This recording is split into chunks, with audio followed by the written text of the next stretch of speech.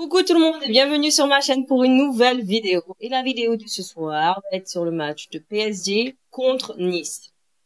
J'espère que vous êtes bien installés. C'est bon, oui ou non? Ouais? Bon, on y va? Prenons des notes. Bon, alors, on a vu un match qui s'est bien terminé pour PSG, d'accord? 3-1. Ok. Bon, Nice, ils ont quand même essayé de gérer. Bon, on va y arriver. Mais quand je regardais, j'ai vu la Coupe de France. Donc c'est quoi le truc là? Un match pour la Coupe de France. Moi je pensais, il y a combien de coupes, il y a combien de ligues, tout ça là, c'est comment? Arrêtez de me troubler. Moi je suis troublée, je viens, je regarde un match, j'entends Coupe de France, j'ai dit mais j'ai raté un épisode. Il y avait quoi avant? Il y avait pas ça, il y avait pas tel championnat, il y avait pas autre chose. Et là j'entends Coupe de France. Mais il y a combien de coupes? Bon, vous m'expliquerez un peu tout ça. Alors, c'est un match donc qui se passe, donc c'est pour la Coupe de France, hein, bien évidemment, qui se passe au Parc des Princes, et c'est pour les quarts de finale donc de la Coupe des Princes. Pour la composition du PSG, on a Donnarumma, Zahir Emery, Beraldo, Hernandez, Nuno Mendes, Vincia, Ruiz, Lee, Dembélé, Ramos et Mbappé. Et pour Nice, on a Bulka, Lotomba, Todibo, Dante, Bar, Rosario, Sanson, Thuram, et j'allais mettre des accents et là où il n'y a pas besoin d'accent. Thuram, Guessant, Laborde et Boga. Voilà. Donc chez Nice, il y a 3 joueurs blessés, il me semble, pour différentes raisons. J'ai vu ischio, jambier, genou, quelque chose comme ça. Et du côté de PSG, on a 4 blessés, donc Marquinhos, Kipembe, Skriniar, Asensio. Pareil, c'est pour des blessures voilà, physiques, genoux, ischio, jambes, etc. Bon, j'ai à peu près vu voilà, qu'il y avait ce genre de blessures-là.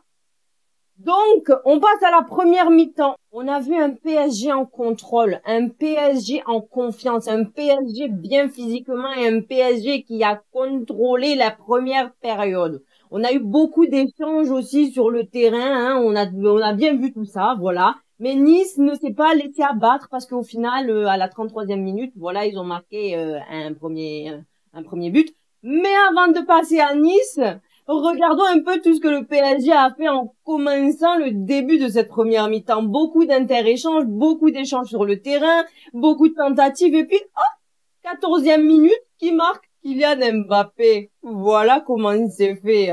Et puis, ça continue, on continue avec pas mal de tentatives. Attendez, j'ai noté un peu, je crois, il y a eu quelques temps forts entre-temps. Il y a eu, oui, Ramos qui a frappé du gauche, mais qui n'a pas cadré lui aussi. Je ne sais pas comment il a fait son truc là comme ça. Mais bon, il a fait, ça n'a pas mal fonctionné, il a raté, on peut pas gagner à tous les coups, comme je dis, hein, à chaque fois. Bon, voilà, ça c'était à la 24e minute. À la 25e minute, c'est Mbappé qui vise le poteau. Lui aussi, j'ai pas compris, est-ce qu'il était réveillé, est-ce qu'il avait les yeux grands ouverts? Bon, je ne sais pas non plus. Bon, mais il a tenté, hein, voilà. Bon, ça a été contré aussi par Tobido. Tobido. On dirait un truc de Naruto. Faut se calmer. Todibo. Hey, les Français. C'est simplement son nom, tu galères comme ça. Et puis, 15 minutes, un peu plus de 15 minutes après le premier but d'Mbappé, qui on a la 33e minute qui marque un but, c'est Ruiz. Fabien Ruiz. Bon, il a été aidé par donc la passe de l'action de Dembélé, mais Mbappé aussi, il est venu ici pour déstabiliser le gardien. Bon, bien évidemment, c'était l'erreur du côté de Nice, hein. Il y a eu l'erreur du côté du gardien. Et puis, donc, ce qui a permis à la déconcentration du gardien pour permettre à Ruiz de marquer ça même. Donc, ça fait 2 pour Paris et 0 pour le moment pour Nice.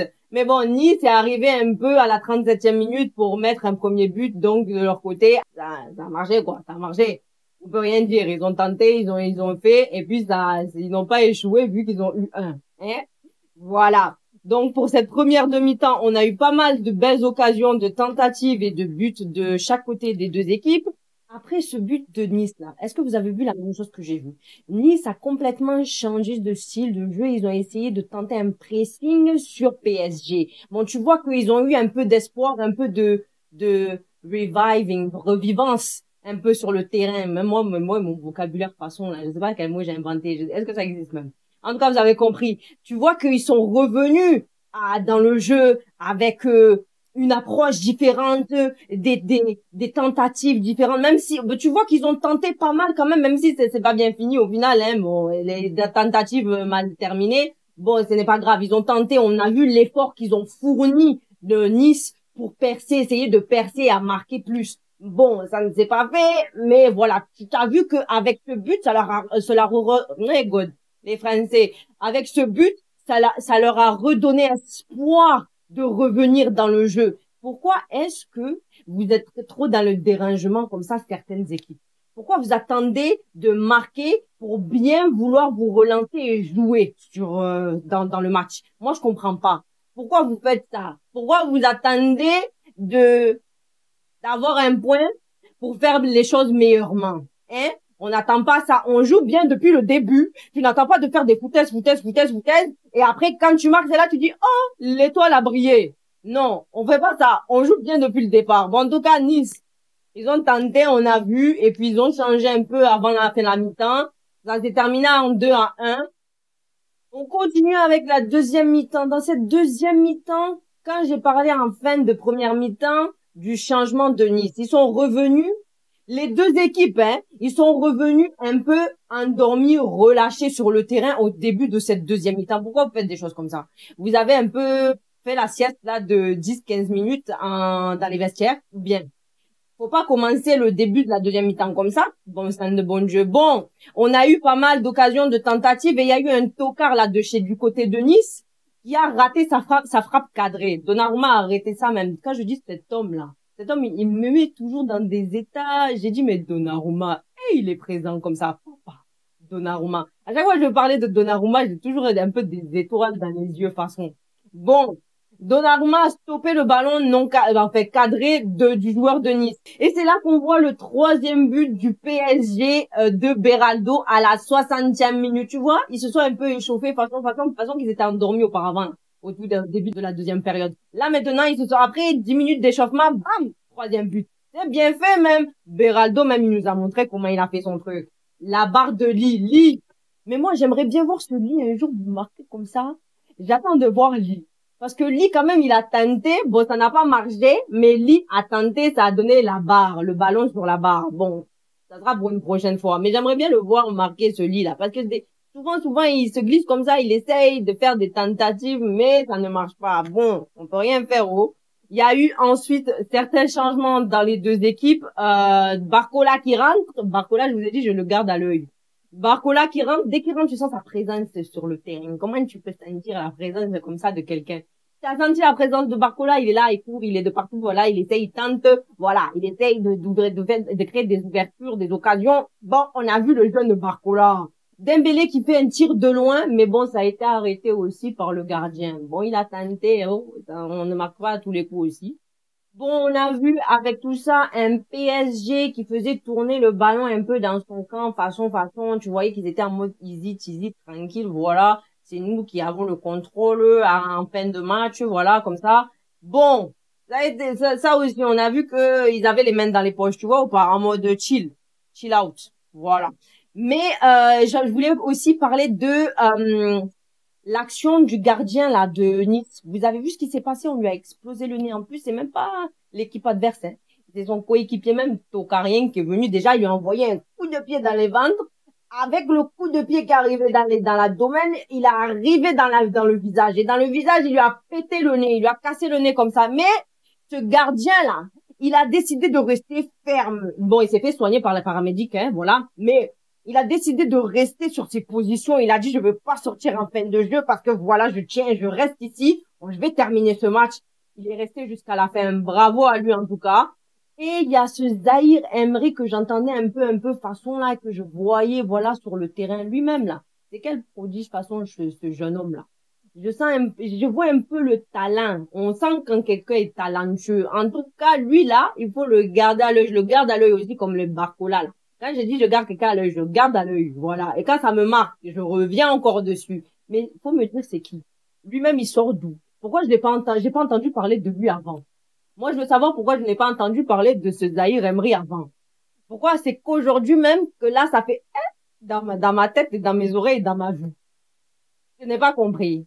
Bon, voilà. On termine donc sur un 3 1 pour PSG pour cette Coupe de France, pour les quarts de finale pour cette Coupe de France. Par contre, là, je suis en train de vous dire tout ça. Il y a eu à la fin, vraiment, j'ai bien aimé le geste de Mbappé, les joueurs du PSG, qui sont venus se concerter, qu'ils ont été concernés par l'état physique de Lucas, là, le joueur, le gardien de Nice. Ils sont venus quand même checker, le voir, pour savoir si, voilà, il allait bien. Voilà, tu vois, même si le match est fini, ils sont quand même venus. Il y a eu ce truc de bienveillance. Tu vois pas ce que je veux dire? Il y a eu cet aspect de bienveillance de l'autre équipe qui est venu quand même chercher à savoir est-ce que tu vas bien mec, est-ce que tu vas bien, voilà, gardien, parce que ce que tu as pris quand même comme coup c'était assez choc quoi. Tu vois, moi j'ai bien aimé, franchement, bravo, respect à ça. Moi j'apprécie vraiment ce genre d'action là, beau geste, magnifique.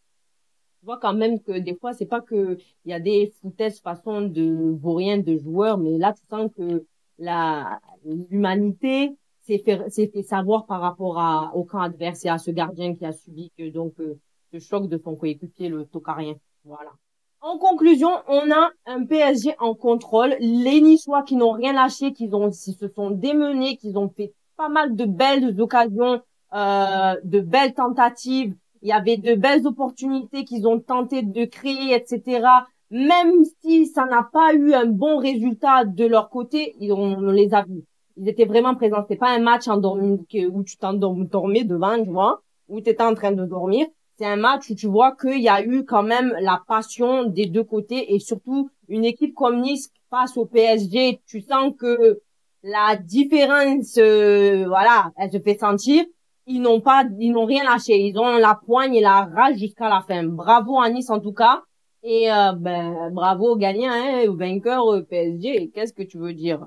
C'est la fin de cette vidéo. N'hésitez pas à vous abonner, partager, liker, commenter. Et puis on se retrouve pour une prochaine vidéo. Prenons des notes.